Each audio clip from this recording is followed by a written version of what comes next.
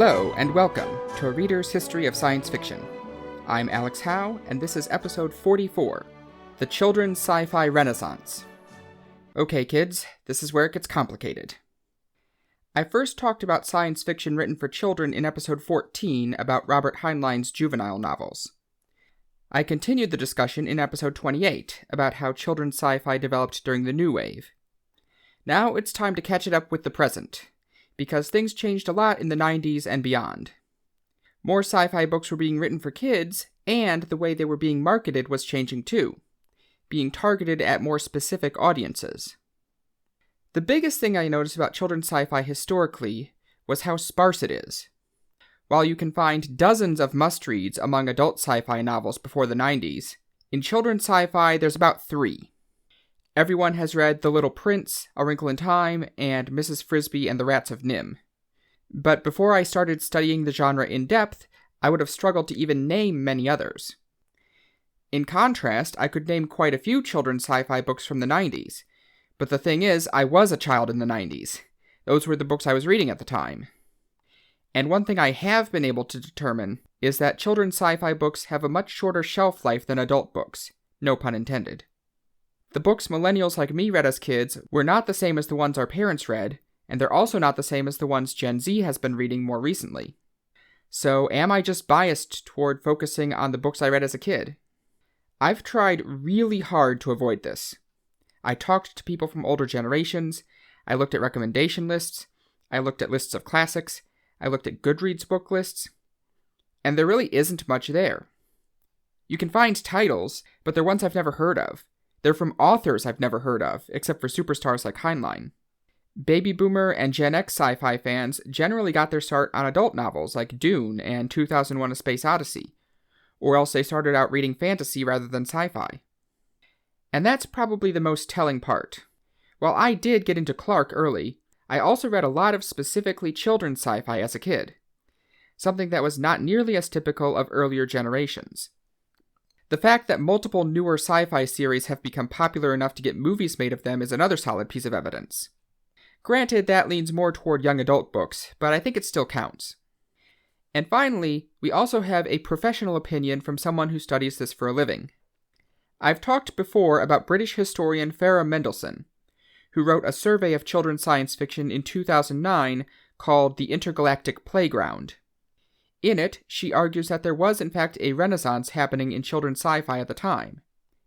However, she claims that this renaissance began with Philip Reeve's Mortal Engines in 2001, and ironically I have to disagree because I argue it began earlier, possibly as early as 1988, but certainly by 1996. I think Mortal Engines started a renaissance in young adult sci-fi, but we'll come back to that in the next episode. For younger kids, I think it had started a few years earlier. After studying the topic for a while, I think this happened because of a combination of an accident of circumstance and a fundamental change in the way children's literature was marketed. And I can sum that up in 2 words: scholastic and Animorphs. In 2019, book reviewer Frankie Thomas wrote an article in the Paris Review titled "What Was It About Animorphs?" as part of her YA of Yore series, link in the description. I'll come back to that article in a bit, but to start out, I want to point out one line in the article in which she calls Animorphs, quote, a product of the scholastic industrial complex, unquote, which was notorious for churning out cheap, often low-quality children's books on a monthly basis to sell to kids through schools at its book fairs. Particularly before Harry Potter, itself a scholastic title in America, raised the bar for children's books. But this realization led me down the rabbit hole on book fairs, which, honestly, I just don't have time to talk about in a 5,000-word script because there are layers to this whole thing. The Cliff's notes are that there's surprisingly little information about book fairs before the 80s, but they seem to have been local or regional events going back at least to the 50s. However, in 1981 or 82, sources differ, the Scholastic Corporation, already a well-established publisher of children's books, began buying up the regional book fair chains, and within 10 years had completely dominated the industry. I wrote a companion post on my blog where I go into a bit more detail, but the thing to remember is that book fairs changed the state of the children's lit industry as a whole, because Scholastic was churning out an awful lot of titles on a monthly basis, often direct to paperback, under its own publishing label and for a captive audience at its book fairs. Honestly, the quality of those titles is immaterial. The outcome was the same. The increase in school-based marketing of children's books coincided with other changes in the way they were marketed. For this part, we also need to talk about reading levels and age-based children's lit markets. It took a lot of research to write this episode. Reading level, or readability, is just what it sounds like. A measure of the complexity of a book in terms of what children are expected to be able to read at a certain grade level. It's not an idea that's new per se, as grade-by-grade primers to teach reading are an old idea. But the mathematical approach to recreational reading seems to be newer. Today, most children's books are assigned a numerical reading level based in some way on age or grade level. Not everyone likes this practice, but it is ubiquitous. And I should mention that it was a trend that was not driven only by Scholastic either, but Scholastic absolutely does do it with its book clubs and book fairs. I think this paradigm comes from a sensible place, which is that in terms of both reading difficulty and subject matter, literature is more complex than just kids' books and grown-up books.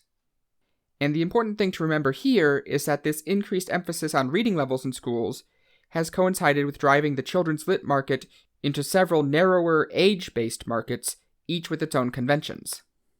I've written in more detail about this on my blog as well. But a good rule of thumb is that children's lit is divided into overlapping target audiences that are 4 years wide and 2 years apart. For the youngest kids, you have picture books. These are roughly marketed at ages 4 to 8, although many 8-year-olds may have grown out of them by then. After that, you have so-called chapter books, an industry term for kids' first and easiest books with multiple chapters. Those are aimed at ages 6 to 10. Middle grade is not middle school, but middle grade school, ages 8 to 12. This seems to be what is most commonly meant by children's lit, and big-name, long-running series like Goosebumps fit here. Upper middle grade is a nebulous category that fills in the gap between middle grade and young adult. It's aimed at pre-teens, or rather ages 10 to 14, but it's also the most poorly defined market. And finally, young adult, or YA, is simply fiction aimed at teenagers. So you can see, except for YA, all of these categories fit the pattern of being 2 years apart. However, I do need to add the caveat that what market a book falls into is just that, marketing. It's a rule of thumb based on what publishers think kids will like, and those publishers also have an incentive to market their books broadly. For example, if you go to Amazon and specifically search for middle grade sci-fi, The Hunger Games is on the list, which is definitely YA. Granted, other than that, the featured list is pretty well curated. But if you sort by most reviews or worst, highest rated, that gets super ideological, the list starts to look pretty weird. I've written about that on my blog as well. For the rest of this episode, I'm focusing mainly on middle grade sci-fi. After all, middle grade seems to be the bread and butter of children's lit. Offerings in the younger markets are much sparser, and YA, once again, will be getting its own episode. Middle grade sci-fi, as I mentioned earlier, did seem to undergo a renaissance in the 90s, and there are a few specific names associated with it. In the linked article, Farah Mendelsohn name-drops 2 middle grade authors who were very popular in the 90s, Bruce Coville and K.A. Applegate. Bruce Coville wrote many sci-fi and fantasy series, and is in fact still writing today. But his first sci-fi books were the My Teacher series, beginning with My Teacher is an Alien in 1989. My Teacher is an Alien is about a middle school student named Susan Simmons and her classmates Peter and Duncan, who discovered that their new teacher, Mr. Smith, is actually a green-skinned space alien in a mask named Broxholm. Even more alarmingly, they discover that Broxholm is planning to abduct 5 students to take back to his home planet to study. Even though Peter is a nerd who kind of wants to go to space, and Duncan was previously the class bully, they agree to help Susan stop Broxholm and save the school. They eventually figure out that Broxholm's weakness is music, which incapacitates him, and they manage to run him off the planet at a school concert, although Peter ends up tagging along. But, as we learn in the sequels, the aliens weren't through with the kids yet. My Teacher is an Alien was followed by 3 more books that gave more expansive world building and a more complex plot. My Teacher Fried My Brains, My Teacher Glows in the Dark, and My Teacher Flunked the Planet. Children's books always have the most fun titles, don't they? Coville also followed up My Teacher with several other sci-fi series before the 90s were out, including Aliens Ate My Homework, I Was a Sixth Grade Alien, and Space Brat. I read a lot of Coville's books when I was a kid, and they were prominent on the bookstore shelves, so I would count him as a pretty significant contributor to the genre. So perhaps 1989 can be considered the start of the children's sci-fi renaissance. However, growing up, I actually remember reading at least 2 sci-fi books that were published in '88. Stephanie Spinner's and Jonathan Etra's Aliens for Breakfast, and Nancy MacArthur's The Plant That Ate Dirty Socks. Aliens for Breakfast still shows up pretty high in Amazon's listings, so maybe that's the start of it. On the other hand, maybe you would say that children's sci-fi didn't hit its stride then, but only later. Now, I would be remiss at this point if I didn't mention Lois Lowry's The Giver from 1993, which was a very significant work. As far as I can tell, it was one of only 3 sci-fi books to win a Newbery Medal before 2000. There have been several more recently. However, although it's upper middle grade and target audience, I'm counting it as a YA dystopia, so that'll be in the next episode. However, the next major signpost for me was the Animorphs series by K.A. Applegate, which debuted in 1996. And I think we can objectively say that this was a major phenomenon. After all, how many others of these books got their own TV show? It was a low-budget show made for a Canadian cable network, and it only ran for 1.5 seasons, but it did get pretty widespread play on Nickelodeon and its own line of action figures. Animorphs is the story of 5 kids who are witness to an alien spaceship crash. The dying alien Elfangor comes out of the spaceship and warns the kids that Earth is being invaded by the Yeerks, slug-like creatures that can crawl inside people's heads through their ears and take over their bodies. Which sounds suspiciously similar to Star Trek The Wrath of Khan. To fight the Yeerks, Elfangor uses his alien technology to give the kids the ability to turn into animals, thus becoming the Animorphs. What follows are 62 books of clandestine missions, narrow escapes, and desperate battles against the Yeerks and their leader, the evil Visser III. It sounds pretty silly when you say it all at once. And the books were not all that well written from a technical standpoint. They were written very fast at the pace of 1 a month, and they were the kind of books that were aimed at 10-year-olds and would only appeal to 10-year-olds. A sentiment my dad would agree with. And yet, as much as Frankie Thomas makes fun of the scholastic industrial complex in general, she has fond words for Animorphs, as do many others who read them as kids. In her words, quote, "And yet, against all odds, the books were great. They were dark and witty and thrilling, endlessly inventive and achingly sad. They made me laugh out loud and cry myself to sleep." Unquote. Seriously, go read the article. She explains it far better than I could. The best of children's media is material that can appeal equally to both kids and adults. Quite a few works manage to do this, but a lot of them fail because kids just don't have the refined literary palates that adults do. I mean, I certainly didn't when I was a kid. When I was that age, I thought The Phantom Menace was a good movie.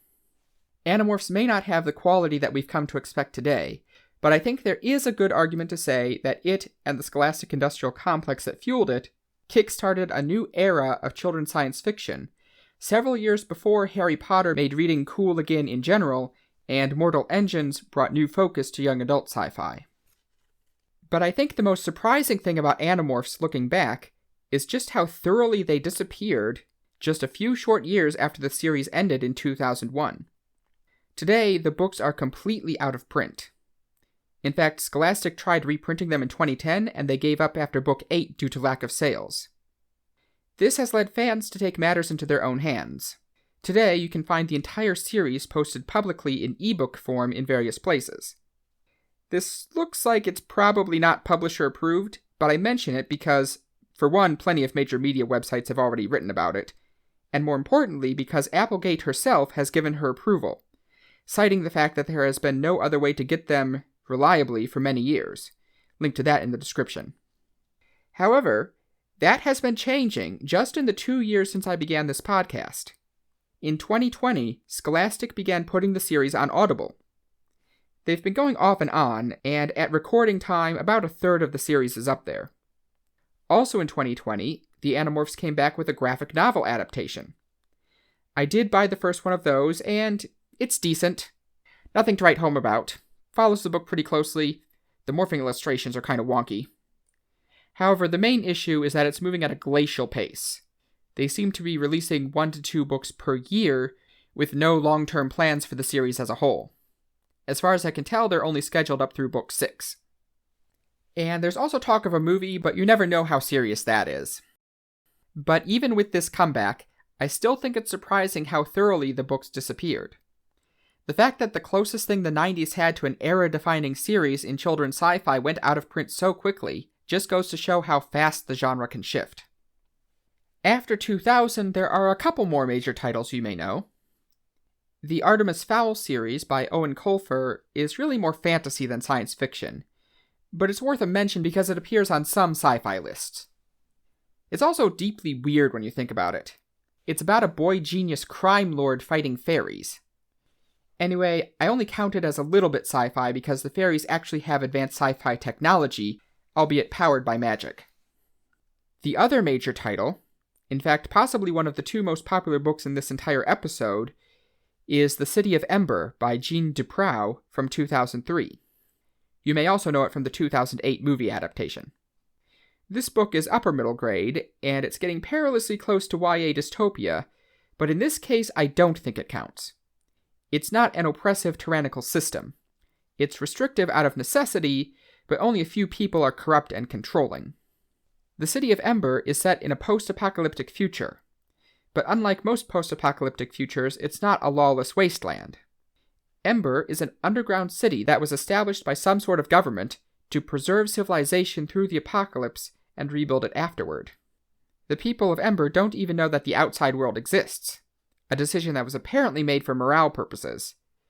But the venerated builders left detailed instructions in secret to leave the city after 200 years, at which point it was expected that the surface would again be habitable.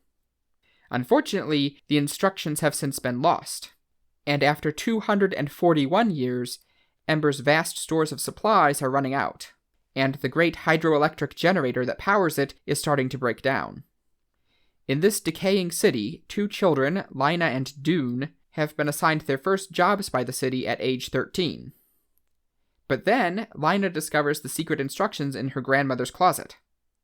Unfortunately, after all this time, most of the people of Ember aren't interested in thinking outside the box anymore, and the mayor has a vested interest in maintaining the status quo, so Lina and Dune have to make their own way. For The City of Ember, both the book and the movie, I thought they were just okay. Decent stories, but not super memorable. But it is still among the few that are widely read, so it's probably worth a look. Moving toward the late 2000s is where it gets harder. Just as I'm more familiar with the 90s and early 2000s, I'm a lot less familiar with the past decade and a half. While there have been a lot of new books over that time, once again the genre changes fast, and for the most part only the newest ones are still relevant. I could rattle off a bunch of titles like I did for the time travel and cyberpunk derivatives episodes, but you could find the same list of titles by looking on Amazon yourself. And I can't say much about them because I don't know much about them. Now, children's books are short. I could have blitzed through and read a bunch of them, and I did spring for a few, but honestly this isn't my area of expertise. However, there is one book. A book that has kept its staying power for 10 years now, and is on pretty much all the recommendation lists. Zita the Spacegirl by Ben Hatke from 2011. It's actually a graphic novel, but at 200 pages it's no lightweight, and it's the first of a trilogy, so it's a big story. Zeta is originally an Earth girl, who finds a piece of alien technology inside a meteorite. While she's playing around with it, she accidentally gets her friend Joseph abducted through a mysterious portal, so she dives in to rescue him. She soon finds herself lost in an alien market on a planet that's about to be destroyed by an asteroid.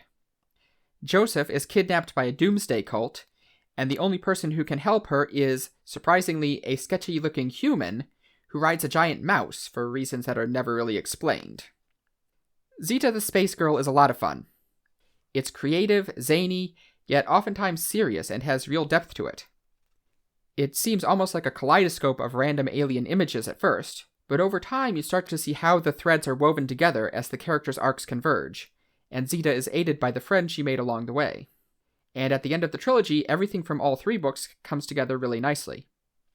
Also, while I usually focus on prose fiction, I want to point out the positives of the graphic novel format. I was never a big reader of comic books and graphic novels, but out of the few I have read, I noticed immediately that Zita the Spacegirl stands out in that Hatke is able to convey a lot of depth to the characters in things like body language that wouldn't translate well to the print medium. Since I've tried my own hand at writing children's lit in the past, I've read a fair bit of it. And in that genre, I especially appreciate works that can tell complex and nuanced stories that are still accessible to children. And I think Zeta does a very good job of that. So that's about the shape of things in middle grade, with a hint of upper middle grade. Can I say anything about the younger categories? Unfortunately, I'm a lot less familiar with chapter books and picture books, even from my own childhood. With the exception of the chapter book Aliens for Breakfast, almost all of the ones I read were middle grade. And in fact, I think my first introduction to science fiction in print, that is, in picture books, may have been the Magic School Bus series, which of course were educational books, the sci-fi part being that they used a magic bus to explore aspects of science. Still, a cursory look at the market does turn up some general trends. One thing I am confident in saying is that the younger you go, the more TV and movie tie-ins there are, mainly Star Wars and Marvel, and the more superhero-themed the whole genre gets. I don't know if the overall superhero theme in the industry is because of Marvel and other popular franchises, or if it's just because kids like superheroes, but you can certainly find a lot of them these days. Not counting the tie-ins, the top series of sci-fi chapter books seem to be The Princess in Black, a superhero, Captain Underpants, superhero, and in fact one that dates back to the 90s, Ricky Ricotta's Mighty Robot, which I really wanted to rhyme, but anyway is also a superhero, The Bad Guys, sort of anti-heroes, and then Press Start, which is about video games. And there I go rattling off a list of titles. Actually, there are a couple of older titles that you can still find not too far down on the list. And after looking it over, I decided that instead of trying to survey the whole field of literature in an area I don't know much about, I would sample the first book from each of the 3 series that have stood the test of time since before 2000. The Adventures of Captain Underpants, Aliens for Breakfast, and Magic Treehouse, Dinosaurs Before Dark. Magic Treehouse, by Mary Pope Osborne, actually is from my childhood, although I never read it. The original series ran from 1992 to 2003. It's more fantasy than sci-fi, but the main point is that it's a semi-educational series. You may see some parallels with Magic School Bus. The premise is that Morgan Le Fay of Arthurian legend sends 2 children, Jack and Annie, back in time on various adventures and missions using a magic treehouse. They mainly visit important historical events, but they sometimes go to more science fiction-y destinations like dinosaur times or the moon. So with that in mind, I read the first book in the series, Dinosaurs Before Dark, and honestly I was not impressed. Osborne has said she modeled her writing style on Hemingway, being simple and direct, but it was just too choppy for my tastes. Like most chapter books, it was very short, only about 6,000 words. But the larger problem, in my opinion, was that it felt lacking in substance. By that, I mean that it didn't feel like a complete story, but more like the first couple chapters of a longer middle grade story. I wasn't sure if it was just a product of the length, which is one of the reasons I decided to try Aliens for Breakfast. I remember enjoying that one as a kid, and it's about the same length, so it's a good reference point. And I think I was half right. Aliens for Breakfast is very snappy and simple, but it flows a lot better than Magic Treehouse, and it manages to squeeze a surprising amount of plot into a short space. Keep in mind that 6,000 words is not that far off from a half-hour TV script for a children's show, so the length makes sense. In Aliens for Breakfast, a boy named Richard Bickerstaff finds an alien in his breakfast cereal. The alien, Arik, tells him that he is from the Interspace Brigade, and Richard has to help him save Earth from an evil alien invader, who happens to be the cool new kid in Richard's class. Weird and surprisingly harrowing adventures ensue. And of course, Aliens for Breakfast was naturally followed by Aliens for Lunch and Aliens for Dinner. Meanwhile, The Adventures of Captain Underpants is a long-running series by Dave Pilkey, currently totaling 12 books, 1 movie adaptation, and a TV show that ran 4 seasons on Netflix. When it first came out, it was considered controversial for its crude and sometimes literal toilet humor. I mean, seriously, book number 2 is called The Attack of the Talking Toilets. However, I did think it was very funny, but also extremely meta. It breaks the fourth wall a lot, and it feels more like absurdist fiction than science fiction, despite the superhero storyline. Captain Underpants is a superhero created by 2 troublemaker kids, George and Harold, who like to draw their own comics, which was based heavily on Pilkey's own childhood. The premise is that superheroes wear their underwear on the outside, so why not one who wears only underwear? When the kids are blackmailed by their mean principal, Mr. Krupp, they hypnotize him and semi-accidentally turn him into a real-life Captain Underpants. And then, and you can probably see this coming, wacky hijinks ensue. And I will say that this one is also pretty well written. Moving on, picture books. I don't know much at all about picture books.